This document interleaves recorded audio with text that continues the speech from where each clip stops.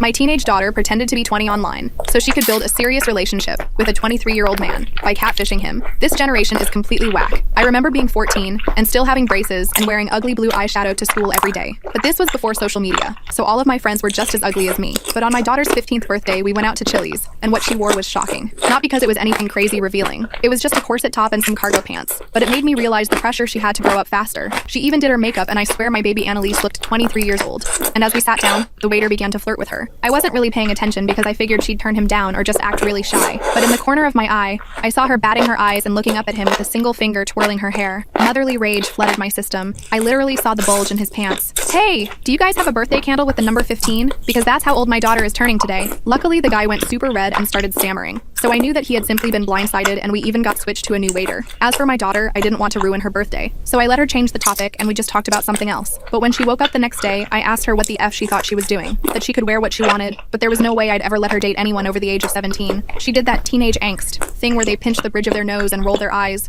like it was the most original move in the book. So I grabbed her phone and unlocked it with her facial recognition. This time, something in her eyes changed. She begged me not to go through it. It was a good effort, but not good enough. Honey, I love you. And if you were a mother, you'd do the same thing. I then walked into my room and locked the door. There wasn't anything too bad. I did find what people call thirst traps on her TikTok, but her account was private and her following was mostly girls. The worrying part was her Instagram. There were bikini pictures plastered everywhere, with extremely sexual songs and angles. The most disturbing part was they were all taken on vacations that I took her on. Except I, obviously, hadn't taken any of the photos. In her texts were a bunch of guys from her high school that she was very obviously leading on. But amongst them all, one stood out. She had no mutuals with him, and in his bio was the name of a nearby university. My heart dropped. They had met a few months back, when she was 14, after she had met him in a cafe, and they texted for months before it suddenly stopped a few weeks ago. Well, first I needed to make sure that my suspicions were correct. I handed her back the phone and pretended like I was too old to have been able to find anything. I literally saw her smirk, and she even apologized for flirting with the guy yesterday. That night, I went to the guy's college. It was a pretty small campus, and it was a Saturday, so I figured that he couldn't be far. That's when I saw him. Outside a frat house with Greek letters, completely topless, DJing with a bottle of beer in his hand. I walked up the stairs and tapped him on the shoulder.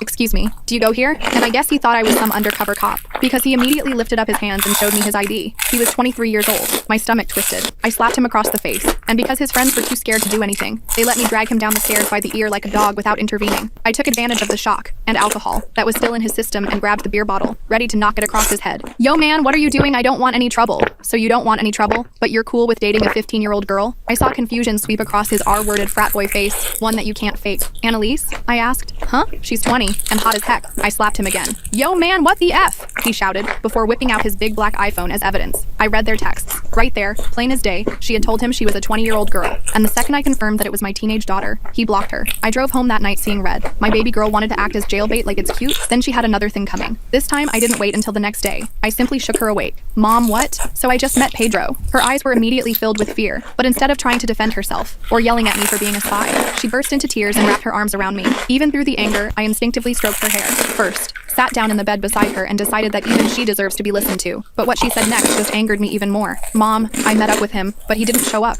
And his friend, she was then interrupted by bursting into tears again. I thought he was a good person, Mom. I'm sorry. It didn't take long to piece together what she was saying. Someone had stolen my daughter's innocence and I was going to make them pay. I circled the university pool area the following evening, keeping a safe distance while recording the friend, Marcus's predatory routine through my phone's zoom lens. He leaned in close to a petite blonde girl who couldn't have been more than 18, whispering something that made her giggle nervously, her cheeks flushing. His hand slid from her back to her waist with practiced ease, pulling her closer as if testing boundaries. I zoomed in, capturing every moment of his calculated manipulation, my blood boiling as I recognized the same tactics Annalise had described. The blonde's friend approached, looking concerned, and Marcus immediately switched his demeanor like flipping a switch, stepping back slightly and adopting a casual, almost brotherly stance. The performance was Oscar-worthy. As soon as the friend wandered back to the snack table, he was right back at it, this time offering the girl another drink from a silver flask he pulled from his pocket. My stomach churned violently as I watched him add something to her cup when she glanced away at a commotion by the diving board. This was the exact playbook he'd used on Annalise. I'd seen enough. I pocketed my phone and marched toward them, channeling every ounce of maternal fury in my 5'6" frame. Just as I approached, a burly fraternity brother with a crew cut stepped directly into my path, his muscled arms crossed over his chest. Hey,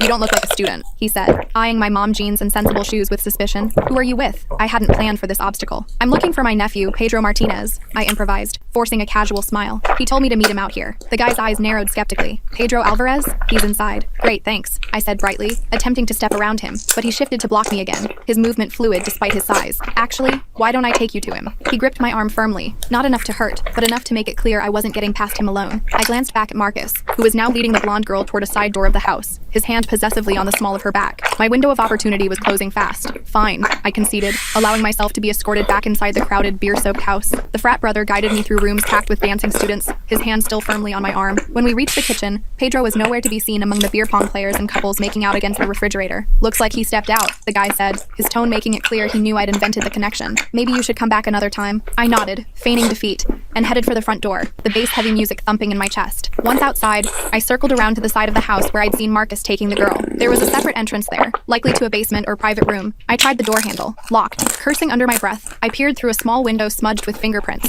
The basement was dimly lit with colored LED strips, but I could make out a seating area with several people lounging on mismatched couches. No sign of Marcus or the blonde. I needed a new approach. I couldn't just break in, and I couldn't risk getting thrown out before gathering more evidence. I returned to my car and called Annalise, my heart racing. Mom? She answered immediately, her voice tight with worry. Are you okay? I'm fine, I assured her, watching the frat house for any sign of Marcus. But I need more information about him. Did he ever mention where he lives? Is it in the fraternity house or somewhere else? He said something about having an apartment off campus, she replied after a moment's hesitation. He bragged about how his dad pays for it so he doesn't have to live with the peasants in the frat house. Did he say where? Anything about the building or the street? I pressed, already starting my car. Cedar Street, she said with surprising confidence. I remember because that's where he took me. It was a blue building with a coffee shop on the first floor. Apartment 3B. You're absolutely sure? Positive. Mom, what are you going to do? Her voice trembled slightly. I hesitated, not wanting to worry her more. I'm just gathering information right now. I'll be home soon. Promise me you won't do anything crazy, she pleaded, suddenly sounding much younger than 15. I promise I'll be careful, I said, carefully avoiding a direct answer. Lock the doors and don't let anyone in. I love you.